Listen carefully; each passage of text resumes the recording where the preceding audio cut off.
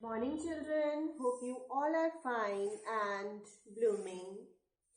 Children, today we are starting chapter number 9 from history, that is traders, kings and pilgrims.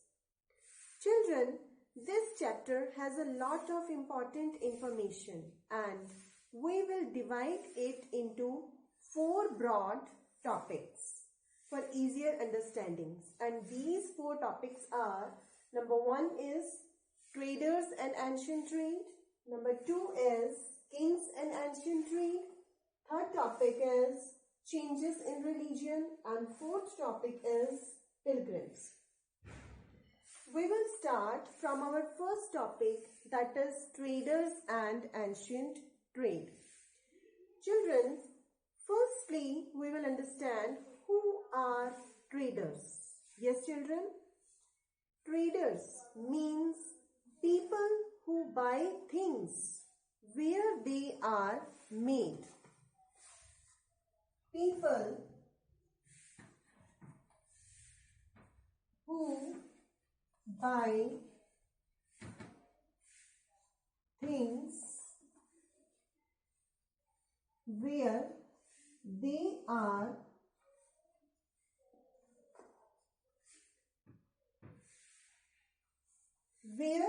are made and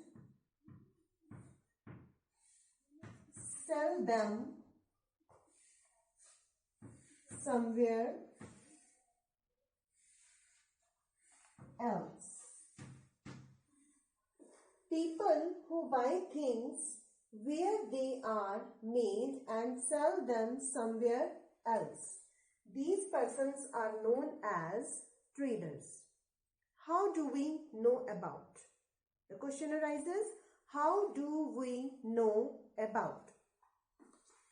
Ancient trade exists at that time period from different kinds of findings, which proves that ancient trade exists at that time period. And the various examples are N, B, T, W. Okay? And the second topic is Roman coins. Third topic is Sangam literature.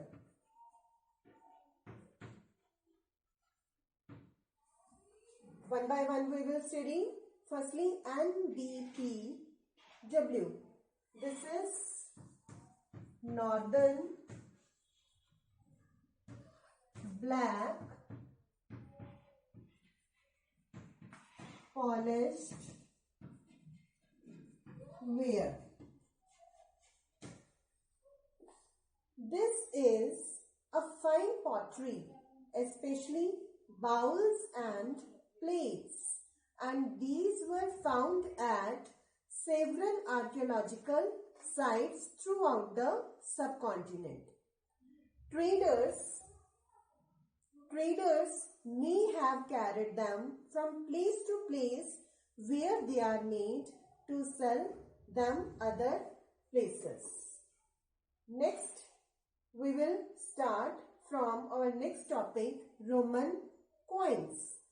South India was famous for gold, spices, especially black pepper, and precious stones.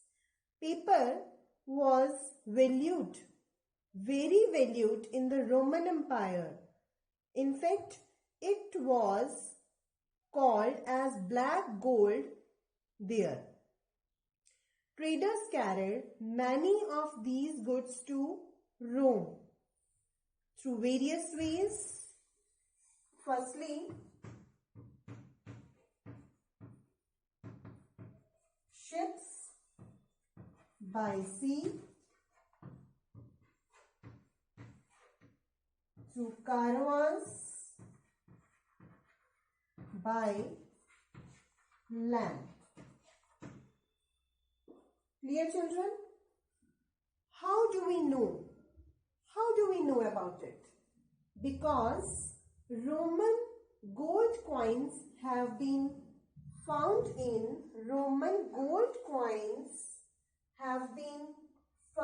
in South India. Clear, children? Next is Sangam literature. Sangam literature we have already discussed in our previous chapter that it means Sangam literature was composed around 2300 years ago. It was composed around 2300 years ago. Some of the earliest works in Tamil. Some of the earliest works in Tamil called Sangam literature. Clear, children? Next, we will start from our second topic, that is kings and ancient trade. We will start. Firstly, we will study natural resources, kings and national trade. In this topic, we will study natural resources. What are natural resources? Yes, children. What are natural resources? Those resources which are occurred by nature. Those resources which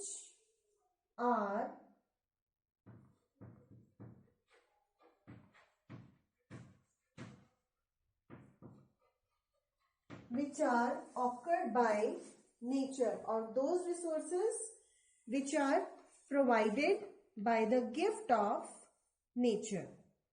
Clear, children? So now here the question arises, why kings control these natural resources? This is very important question. Why control these natural resources? Clear, children? Here in this chapter, the southern half of the subcontinent is marked by a long coastline. Long coastline. Here the coastline means that line which is next to the sea. Coastline means that line which is next to the sea. Means trade is going to be very easy and comfortable. And there were hills, plateaus and river valleys. Kaveri river water is very more fertile. Why river Kaveri only? Because chiefs and kings who controlled the river valleys and the coast became very rich and powerful. Clear, children? How? Again here the question arises, how? Because Sangam poems called Movinder.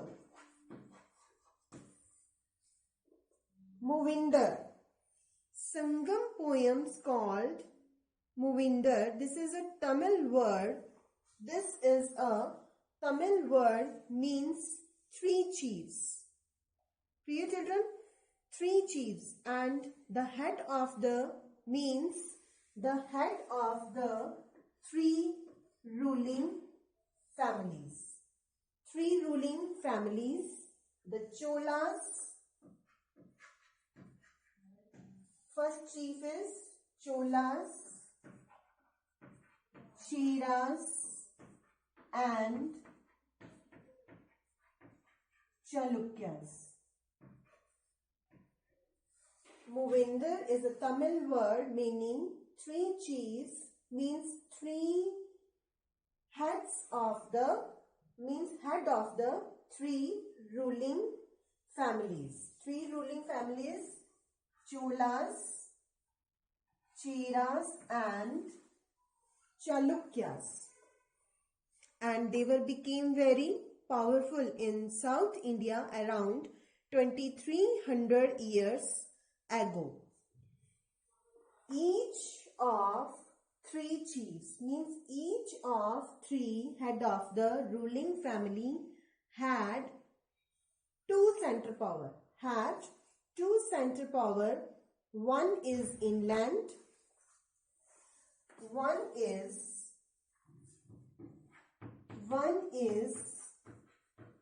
inland, 1 1 1 1 1 1. Clear? One is inland and another one is on the coastal area. Clear, children? Had two centers. One is inland and another one is on the coast. Means out of total cities are there 1, 2, 3 inland and 1, 2, 3 on the coastal area. Means total cities are there 6 cities. Out of 6 cities, 2 cities were very important. Puhar or Kaveri Patnam, and Puhar or the Kaveri Patnam was the port of Cholas, and Madurai. Second is Madurai. Madurai was the capital of Pandyas. Number 1 is Puhar city or Kaveri Patnam, and another one is Madurai. Madurai was the capital of Cholas. Here the chiefs did not. Madurai was the capital of Pandyas. The chiefs did not collect regular taxes. They demanded and received gifts from the people. They kept some of the wealth and distributed the rest amongst their supporters. Supporters, for example, family members, soldiers, poets. Many poets who composed poems in praise of chiefs, who rewarded them with precious stones, gold, horses, elephants, chariots, and fine cloth. Here, the most important or the more powerful dynasty around 200 years ago, which the name was Satvahanas, and the name was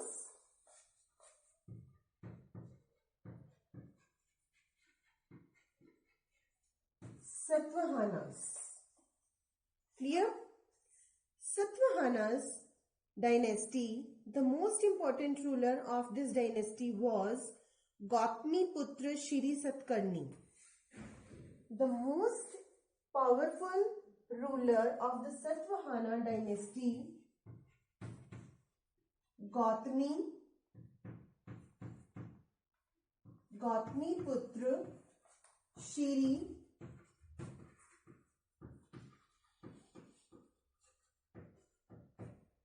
Satkarni. Clear? We know about him from an important inscription composed by his mother on the behalf of his mother Gautami Balashiri. His mother name was Gautami Balashiri. Gautami Balashiri. Clear, children? And he and other Satavahanas rulers were called Lords of Dakshina Path. Lords of Dakshina Path. As you can see, the chiefs and the rulers wanted to control hills, plains, river valleys, etc. But why? Why? The reason behind this. What is the reason behind this? Because this is what made them rich and powerful. This is what made kings and rulers here, the kings and rulers became rich and powerful. How is this related to the trade? The question arises, how is this related to the trade? Let's see how. Here the story, we will start from the story of the Silk Route. Silk is a very highly valued fabric in most societies because of its rich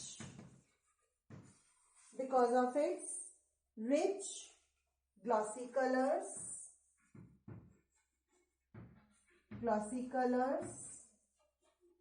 and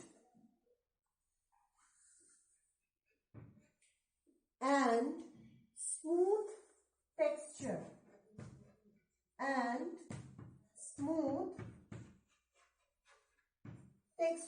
Moreover, silk is a complicated process. Making silk is a very complicated process. Raw silk has to be extracted from the cocoons of silkworms, spun into thread, and then woven into cloth. Techniques of making silk were first invented in China. Silk was first invented in China around 7,000 years ago. Clear? And the several people who went from China to distant land on foot, horseback, and on camels carried silk with them. And the paths they followed came to be known as the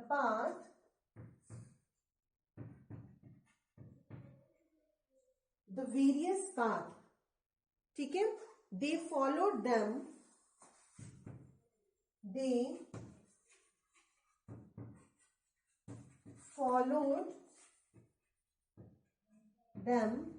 Came to be known as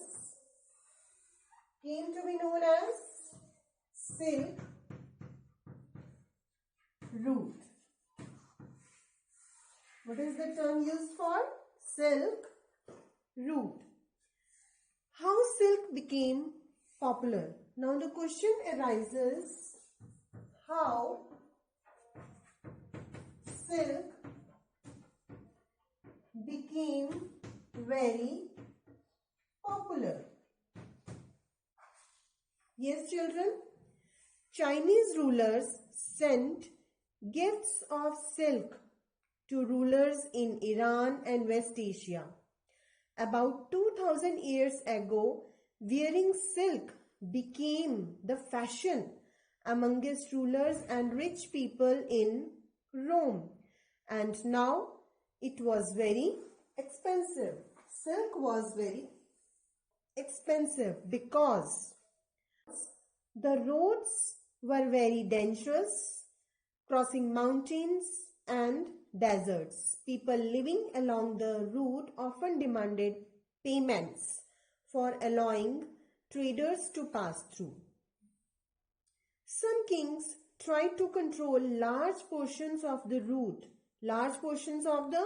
Silk Route, because they could benefit from taxes.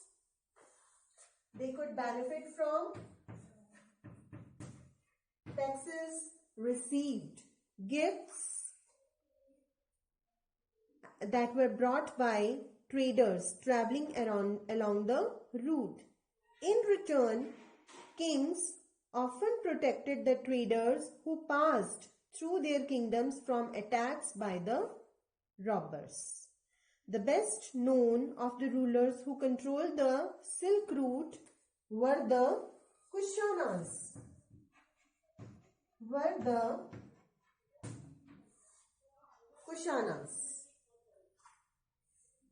Who ruled over Central Asia and Northwest India around 2000 years ago. Their two major centers of powers were Peshawar and Mathura. Two important centers were there, Peshawar and Mathura.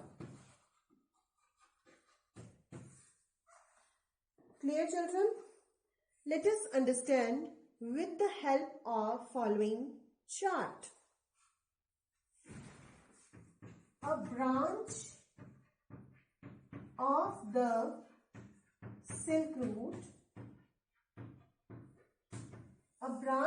the Silk Route, extended from Central Asia. A branch from the Silk Route extended from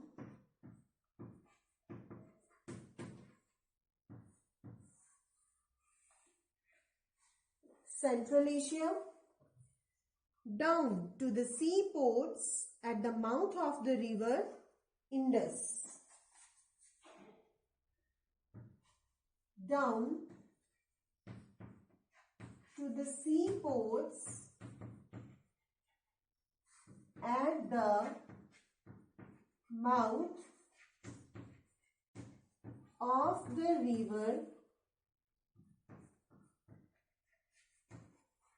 Indus.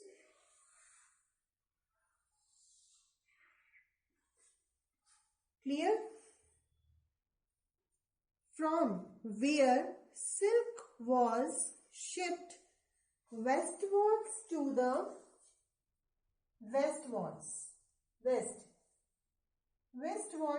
the Roman Empire.